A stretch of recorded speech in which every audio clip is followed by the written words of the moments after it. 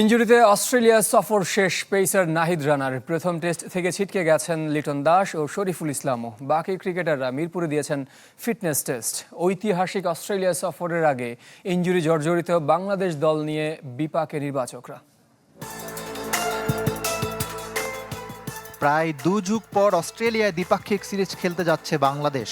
ঐতিহাসিক এই সফর ঘিরে বাড়তি উৎসাহ আর উদ্দীপনা সবার, কিন্তু সে অনুযায়ী বাংলাদেশ দলের প্রস্তুতি প্রশ্নের মুখে। অজিদের পূর্ণ শক্তির স্কোয়াডের মোকাবেলায় বাংলাদেশ তাদের নিয়মিত দল গড়তেই হিমশিম খাচ্ছে। সবচেয়ে বড় দুঃসংবাদ নাহিদ রানার ইনজুরি। জিম্বাবুয়ের বিপক্ষে দ্বিতীয় টি-20তে সাইড স্টেনে চোটে পড়ে 6 থেকে 8 সপ্তাহ মাঠের বাইরে। তার পুনর্বাসনী শুরু হবে 1 মাস পর। খোদ অস্ট্রেলিয়ানরাও নাহিদের বিপক্ষে খেলতেছিলেন রোমাঞ্চিত। আরেক পেসার শরীফুল ইসলামও পুরোপুরি ফিট নন, মিস করবেন ডারউইন টেস্ট। ফিটনেস টেস্টে উতরালে খেলবেন দ্বিতীয় ম্যাচ। লিটন দাসেরও একই অবস্থা, ছিটকে গেলেন প্রথম টেস্ট থেকে।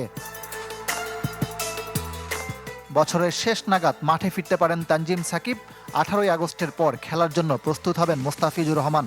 পেসারদের ইনজুরির মিছিলে যুক্ত হয়েছে এবাদত হোসেনের ব্যক্তিগত ছুটি। 30 জুলাইয়ের মধ্যে দেশে ফিরলে তাকে পাওয়ার আশা নির্বাচকদের। ফিট ক্রিকেটারদের নিয়ে এদিন বিশেষ সেশন করেছেন ট্রেনার ইফতেখারুল ইসলাম। নাজমুল শান্ত, মমিনুল হক, তাইজুল ইসলামরা 1600 মিটার দৌড়ে ফিটনেস টেস্ট দিয়েছেন। টেস্ট স্কোয়াডের সম্ভাব্য ক্রিকেটারদের পাশাপাশি এ দল এইচপি ক্রিকেটারদেরও দেখা গেছে ফিটনেস টেস্টে। সোমবার শুরু হবে অনুশীলন ক্যাম্প। 31 জুলাই অস্ট্রেলিয়া যাবে দল। 13 আগস্ট শুরু হবে ডারউইন টেস্ট। ইকরাম হুসাইন, চ্যানেল 24, ঢাকা।